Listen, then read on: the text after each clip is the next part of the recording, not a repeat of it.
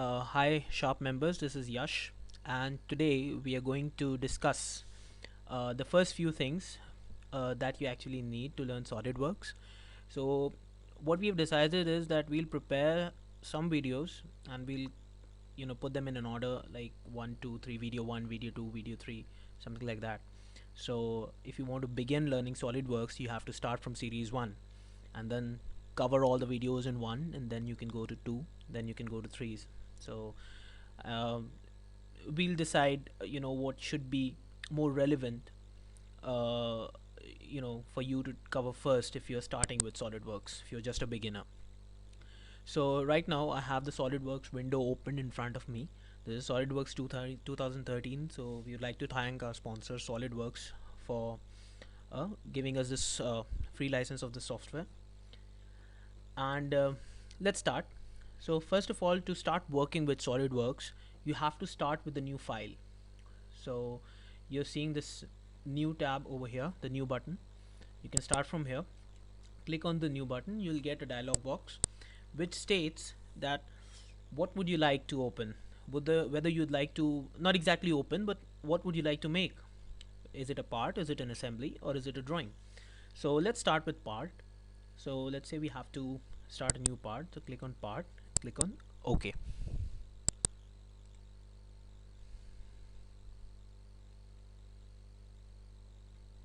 Right. So we are in a new part file, and you can see there are various tabs over here. This is the features tab, this is the sketch tab, surfaces, weldments, all these stuff we're going to discuss. But first we'll start with features, or rather let's start with sketch, because every 3D object is a derivation, or is derived from a 2D object. So if you want to learn 3D modeling, you have to first cover 2D sketches, which is really important.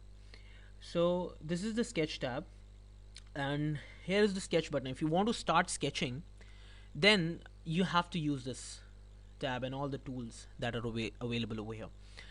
Now whenever you make a sketch, there are generally there are two approaches. It's either you have to go for a 3D sketch or a 2D sketch. So 3D sketch is something which we'll leave for further videos, but let's stick to 2D sketches at the moment.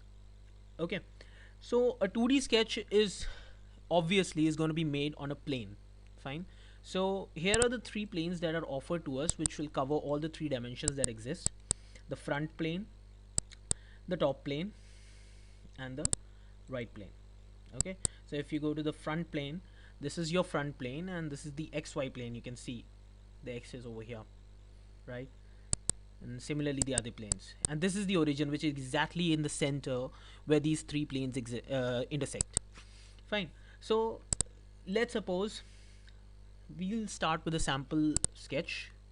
Let's keep it simple. Select the front plane first, and let's make a small circle on it. Fine.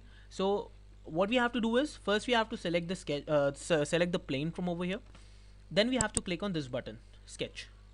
So what happens is, automatically this plane aligns orthogonal to your view, so that you can see the orthogonal view of the plane. If by sometimes it doesn't happen that way, so it's very difficult for you to draw in this kind of a perspective. You have to have the plane exactly 90 degrees to your view. So what you can do is, if the plane is selected, press Ctrl 8. Okay, so what Ctrl 8 does is, it actually brings the whole plane perpendicular to your view, right? So now we have, okay, this sketch is selected. Now this red color axis shows that you are actually in the sketch mode, and you are seeing a cross and an edit sketch button over here, which says that you are in the sketch mode. So once you finish the sketch, you have to select this, and this will move you out of the sketch and take you into the 3D mode. Right now you are in the 2D mode. So we have a circle over here. Let's select this circle. We'll you can see there are 2 types of circles over here, so we'll discuss about this later. We will first click on the origin, and we'll drag the circle out. So what you have to do is, you have to select the center of the circle, and then you have to drag the circle out. Fine.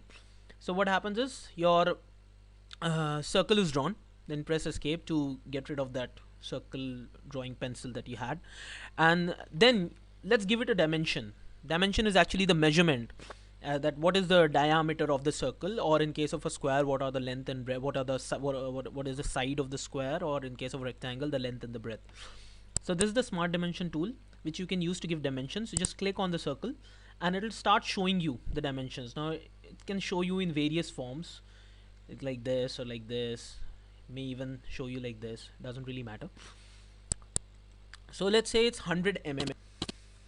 Okay, so we select 100 mm circle. So we have drawn a 100 mm circle, and that's it. Now let's exit the sketch. So now the sketch is drawn on your front plane. So if you can rotate your plane. Now how to rotate the sketch? Just move your just press your scroller, hold your scroller and then rotate your mouse. So this will actually take you, it will help you in rotating your sketch or rotating your model, and just view your model from all sides.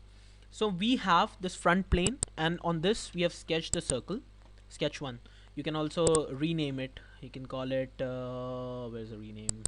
It doesn't appear, just double click it. Let's call it circle. Done. Okay, now we'll make a cylinder out of it. So as you all know that a cylinder, if you take a section view of the cylinder, it's actually a circle, or so let's use the extrude tool right now. So don't worry about the word, it's there in the features tab, right? So when you go into the features tab, you have extrude. So what we have to do is we have to click on extrude. What it shows you a message: a plane on which to sketch the feature or cross section, or an existing sketch to use for the feature. So you need either 1 or 2 to actually use this tool.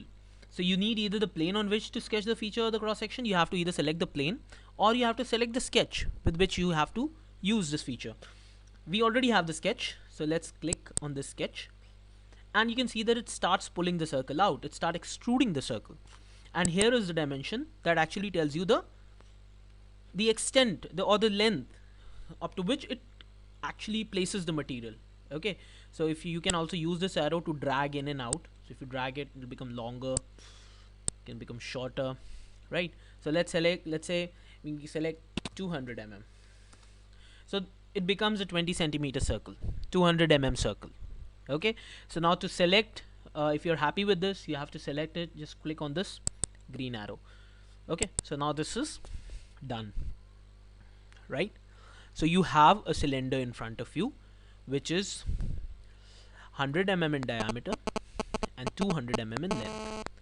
So this was the extrude command, the extrude feature, right? Similarly, there are other features also which we will discuss in the upcoming videos. For now, you can start practicing and start becoming more familiar with this whole environment that you're seeing in front of you. Sketch, you can just try out the various sketch tools that you have. You can try out, if you want, you can try out the other features as well, but we'll soon be coming up with another video, or a few more videos rather, which will actually explain how to use all these features that you have in front of you. Okay, so if you want to save this file, it's very simple. Just click on this button, save, and I have this random folder over here. I'll save it as let's say save it as cylinder. Okay, just select the folder in which you have to save it. It is the .prt or .sldprt file. Click on save. So the name actually appears over here. Your the part is now saved. So that will be all for this video.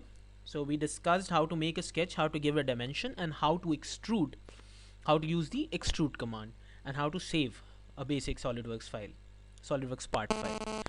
So see you in the next video. Thank you.